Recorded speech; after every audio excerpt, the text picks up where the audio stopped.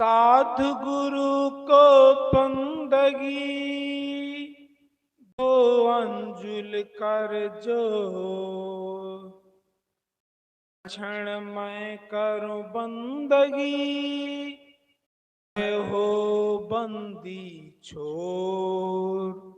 बोलिए सद्गुरुदेव की जय।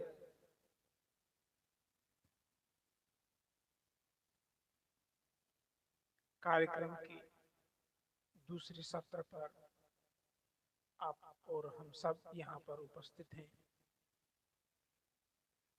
वर्तमान गद्दी नसीं पूज्य श्री आचार्य साहब जी, कुशल मंच संचालक पूज्य श्री बना साहब जी, बीजक की चिंतन मनन और परमार्थ में सदैव हमें नई नई प्रेरणा देने वाले पूज्य चरण श्री अमोही साहब जी, सूरत साड़ियां हिमात से पधारे हुए पूज्य श्री गुरुभूषण साहब जी, पूज्य चरण श्री उत्तम साहब जी, कुशल प्रवक्ता एवं असीमित ऊर्जा के धनी संत श्री संतोष साहब जी,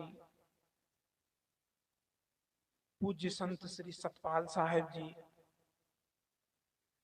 वर्तमान विराजमान समस्त अर्चनीय वंदनीय संत गुरुजन, सत्संग प्रेमी देवियों, माताओं तथा देवताओं,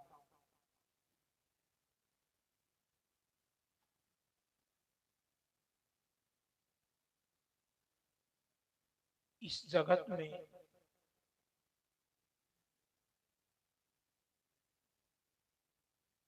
सब कुछ द्वंदात्मक है। द्वंदात्मक उसे कहते हैं जो विरोधी रूप में साथ साथ होते हुए चलते हों। जैसे अच्छे और बुरे ये साथ साथ रहेंगे, जैसे सत्संगी और कुसंगी, साधना परायण और साधना मार्ग से विपरीत दिशा की ओर चलने वाले। अगर आप और हम सब चाहें कि ये द्वंदात्मक न हो तो ऐसा संभव नहीं है।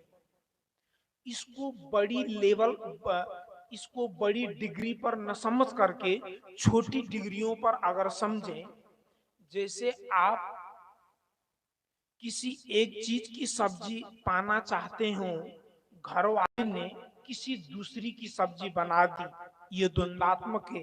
वैसे ये है बात तो मामूली, परंतु उससे हम लोग जो संस्कार इकट्ठा करते हैं वो बहुत बड़ी बन जाती है। तो ये द्वंदात्मक संसार में जो भी घटने वाली घटनाएं हैं, उससे बचते हुए हमें कल्याण की ओर कैसे बढ़ना है, ये सोचना है हमें। एक हमारे इधर पड़ोसी देश में एक संत हुए लाओ त्से, और सदगुरु श्री अभिलाष साहब जी की एक पुस्तक भी है, लाओ त्से क्या कहते हैं। उसी का एक सूत्र है। लाओ त्से कहते हैं, if all the world acknowledge good as a good, then bad will prevail. If all the world acknowledge beauty as beauty, then ugly will prevail. जब हम अच्छा या अच्छी चीजों को जब हम स्वीकारते हैं या कहते हैं, तो बुरी चीज भी साथ साथ में स्थापित होती है या चलती है। जब हम कोई अच्छी वस्तु को देखते हैं तो उसमें कुरूप चीजें भी मौजूद रहती हैं। तो इसी प्रकार हमें जो अच्छा बनना है, अच्छा करना है, तो हमें ध्यान भी अच्छाइयों की तरफ ही देखना होगा। क्योंकि अभी अभी हम बहुत सारे विचारों को सुन चुके हैं, उन विचारों को आप बहुत ही बारीकी से एक सूत्र नहीं बना पाएंगे, तो फिर बिखर जाएगा वो विचार भी। आप और हम सब यहाँ जो बैठे हैं इतने दिन से, यहाँ से टेक अवे होम मैसेज क्या होगा? जैसे तीर्थों में से लौटने के बाद वहां से प्रसाद मिलते हैं, किसी ने गंगा जल का पानी दिया, अगर उसका भाव वो बन रहा है, ये कोई बुरी बात नहीं है, ठीक है। वो किसी न किसी दिन अगर वो गंगा जल में बधा हुआ है, तो यहाँ पर यकीन मानिए वो पारखी संतों के चरण में आएगा ही। क्योंकि हम लोग भी उसी मूर्तियों को पूजते हुए आए हैं, और वो मूर्तियों को न पूजे होते, वो श्रद्धा का बीज न रहा होता, यकीन मानिए आज पारखी संत गुरु के चरण न होते, न मिलते हमें। परंतु जो लोग मूर्ति पूजा में पूजने लगे हुए हैं, उन्हें यह नहीं भूलना चाहिए, अगर हम एक सीढ़ी में बैठे हैं तो एक ही सीढ़ी में न बैठे, आगे भी बढ़ना है।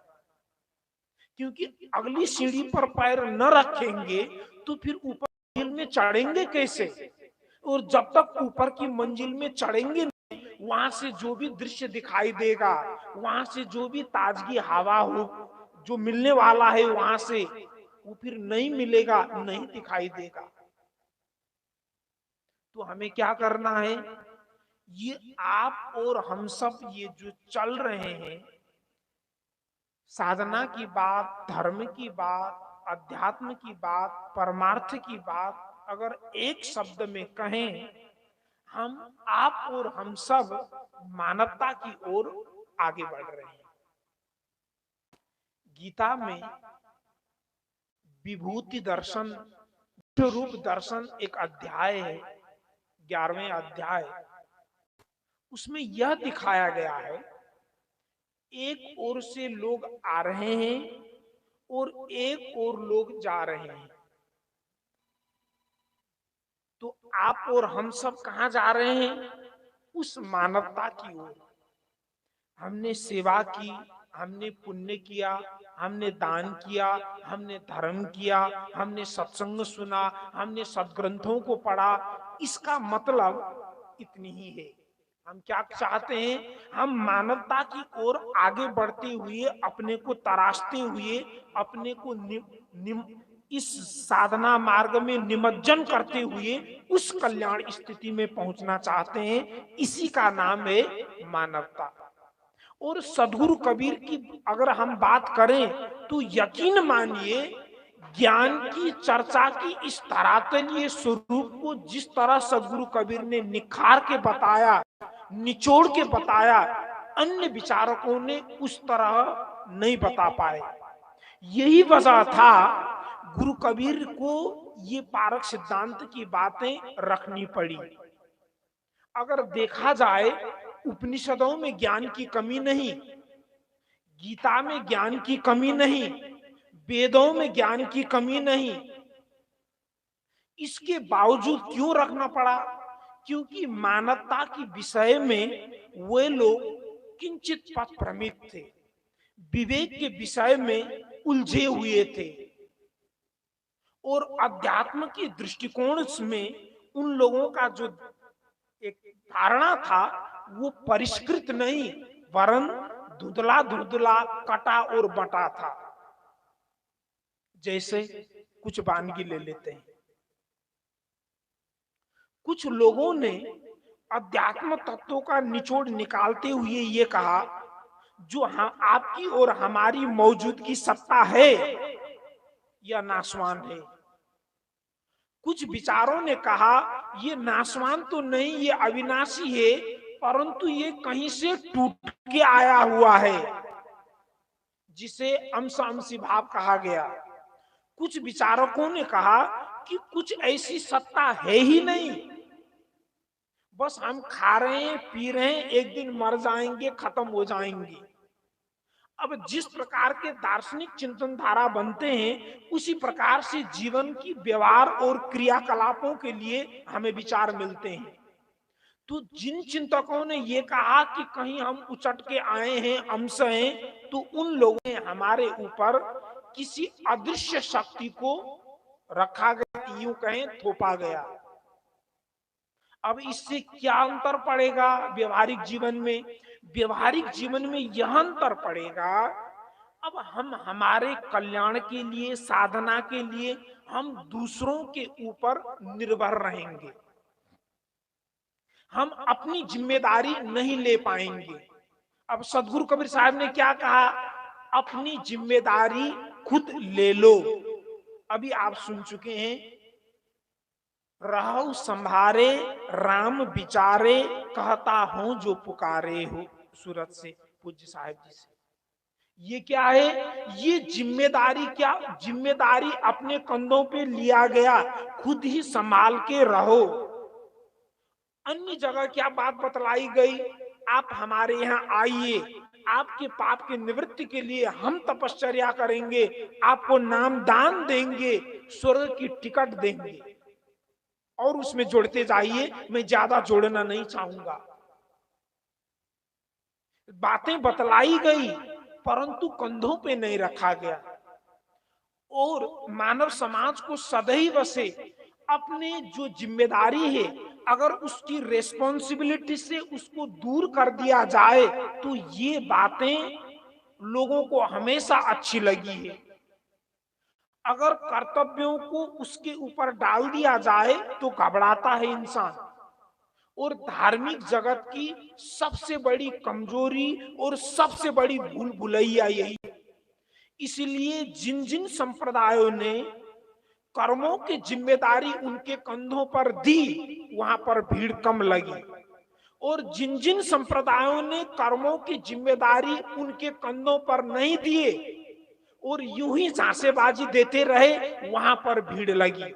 जैसे गुरु कबीर के सत्संगों को जो लोग समझते हैं, हजम करते हैं, लोग देखिए वैसे हम कम तो नहीं हैं, क्योंकि हीरे को परखने वाले लोग बहुत कम होते हैं। यहाँ की सब्जी मंडी में नहीं जानता हूं कहाँ होगा, कैसे होगा। सब्जी मंडी में बड़ी भारी भारी मात्रा में भीड़ होती है, और हीरे की दुकान में दिन भर में मुश्किल से 10, 20, 100, 50 आते होंगे। तो जिन महापुरुषों ने, जिन विचारधारा में, जिन चिंतकों ने ये कहा कि आपको अपने कर्मों की जिम्मेदारी नहीं लेनी है, तो वहां पर भीड़ इकट्ठी हुई। अगर यहाँ पर भीड़ इकट्ठी करनी हो और बढ़ाना हो तो दो चार झूठी बातें बोलनी पड़ेंगी। जैसे जैसे कि सदगुरु पूर्ण साहेब की इस पुण्य तिथि पर आपके समस्त कुलों के पितरों का उद्धार किया जाएगा और अखंड यज्ञ किया जाएगा। यज्ञों में चढ़ बढ़कर सहयोग करें तो लोग कूद पड़ेंगे, क्योंकि हमें कुछ करना नहीं है। जो खाना है खा लीजिए, जो पीना है पी लीजिए, मुंह में ठूसते जाइए, भरते जाइए, मुंह को चूल्हा बनाइए, लाल पीला हरा जलता रहेगा। इसमें लोग आएंगे, भागेंगे, हाँ हाँ हाँ हाँ हमारे पिताजी के नाम पर श्राद्ध करना है, हाँ हमारे दादे के नाम पर तर्पण करना है, यज्ञ करना है। तो वहां पर लोग जम गए। अभी अभी नई ताजी बात है, तकरीबन 1 महीने पहले हम लोग काशी में थे। वो बोट में चढ़ना था नैया पर, तो इधर जो श्राद्ध कराने वाले हैं वो बिठा लिए, संकल्प कर लिए। फिर संकल्प कराने के बाद वो कहते हैं अब 11,000 रखिए। अब आप लोग जो भी श्राद्ध करवाए होंगे वो संकल्पों के बाद उठा नहीं जाता। ये इतने धार्मिक तपस्वियों के देश है ये भारत, लोग तो साधु संतों के लिए भी टोपी पहनाने बैठे हैं। ये अजीबोगरीब बात है। एक जगह मंदिर में थे, महाराज जी पूजा करवाने आए, पूजा करवाएं आपके लिए चलें, वो फूल लेके आए। मैंने कहा मैं खुद करवाता हूं। वो मेरे ऊपर दोबारा देखने लगा, अच्छा महाराज फूल तो खरीद लो। मैंने कहा मंत्राभिषेक करेंगे, कुछ नए शब्द मैंने भी बोल दिया। जब मैंने मंत्राभिषेक कहा तो उसने दोबारा टटोला, क्योंकि ऐसा कुछ होता नहीं। मंत्राभिषेक मतलब मूर्ति के सामने मंत्रों से ही अभिषिक्त कर, ऐसा मान के रखा है लोगों ने। उसने गौर से देखा मुझे, फिर वो कह नहीं पाया। तो वो संकल्प जब किए, जो श्राद्ध करने बैठे थे यजमान, उन्होंने कहा मैं 11 नहीं दूंगा। तो वो बोले आपको 6,000 तो रखना ही पड़ेगा। आपको सच बताऊं, इसको मैं मनगढ़ंत कहानी और न जोड़ूं, इतने में हम उससे उस पार जाना था, क्या हुआ पता नहीं चला। इन सारे कर्मकांडों को, इन सारे कर्मकांडों के चलते, इन सारे जिम्मेदारियों को हमारे कंधों से हटाने के चलते एक चीज की बहुत बड़ी हानि हुई, वह है मानवता की हानि हुई, वह है अध्यात्म की हानि हुई, वह है विवेकवाद की हानि हुई। इसलिए गुरु कबीर ने कहा था, मानुष तेरा गुण बड़ा। यह था गुरु कबीर का मानवतावाद। कबीर ने धार्मिक कृत्यों पर विवेक करने का राय दी। उन्होंने कहा, कहां कबीर ते बाकी है बाची है जाके हृदय विवेक। यह था उनका विवेकवाद। और उनका अध्यात्मवाद, पूर्व दिशा हरि को वासा पश्चिम अल्लाह मुकामा, दिल में खोज दिलैमा खोजो यही करीमा रामा, यह अध्यात्मवाद था। अब भारतीय दर्शनों में, इन परंपराओं में, धार्मिक कृत्यों में विवेक विचार न करने की वजह से आज ये ऋषियों का देश, मुनियों का देश, दार्शनिकों का देश, यहाँ केवल कर्म कांड को ही धर्म समझने लगे, धर्म मानने लगे। इसमें मानवता खो ही गई। और हमारे पारखी संत गुरुजनों का जो शिक्षा है, दीक्षा है, वो और कुछ नहीं है, मानवता पनपे। एक विदेशी दार्शनिक ने कहा था, हम मानव नहीं हैं, मानव जैसे दिखते हैं। उनके शब्द थे, we appear as a human beings, but we are humanoid. Humanoid robot को कहते हैं, जो कृत्रिम मानव हो।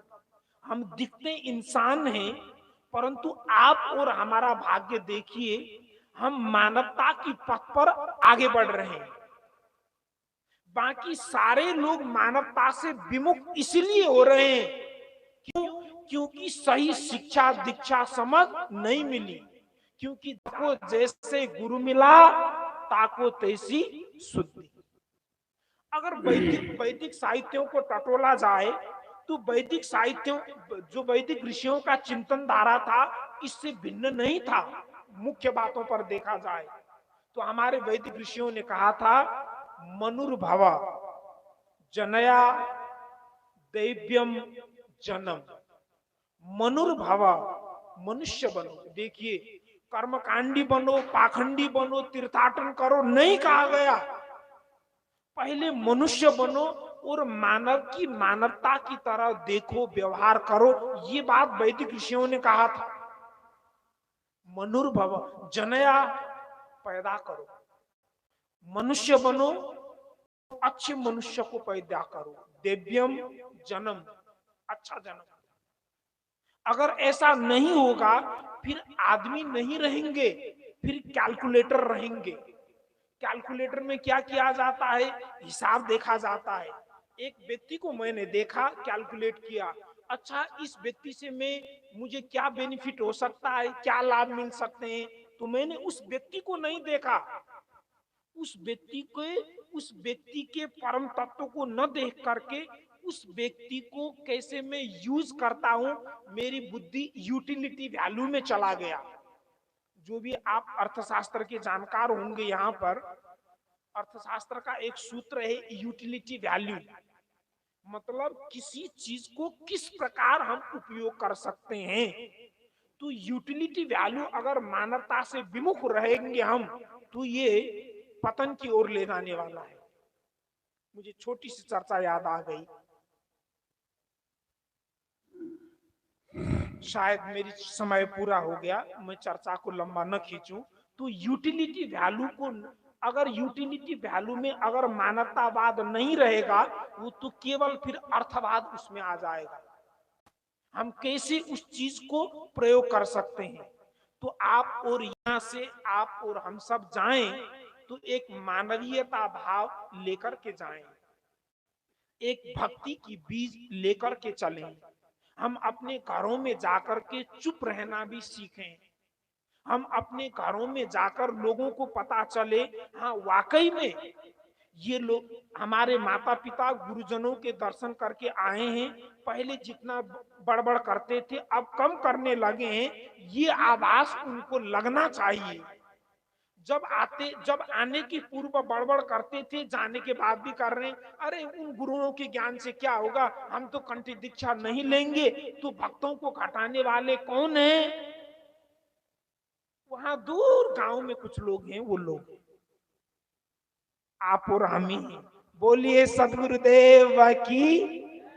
तो मैंने बात की, चर्चा की शुरुआत मैंने किया था, इस जगत में अच्छाइयां और बुराइयां हैं, और हमें बुराइयों को त्यागते हुए अच्छाइयों को ओर चलना है। यही पूंजी इस पुण्य भूमि से ले जाना है। मैं अपनी बात को यहीं पर पूर्ण विराम देता हूं, और आपकी धैर्य और प्रेम के लिए आभार हूं। समस्त संत गुरुजनों के चरणों में सादर साहिब बंदगी करते हुए अपनी बात को मैं पूर्ण विराम देता हूं। बोलिए सदगुरुदेव की, संत समाज की, भक्त समाज की, साहेब बंदगी साहेब।